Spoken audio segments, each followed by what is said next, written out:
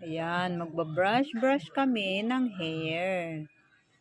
Kasi naglalagas na naman balahibo nito.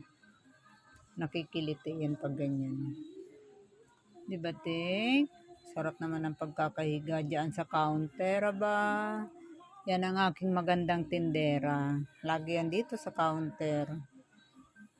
Ayan. Ayan ang kanyang balahibo, oh. Danda-danda niya, no? Oh, di ba? Gustong-gusto naman niya. Ayan. Kikiliti siya yung buntot niya, oh. Wow, danda-danda. Ito, kailangan mo lang uutuin to, eh. Kasi minsan ayaw niya magpa brush.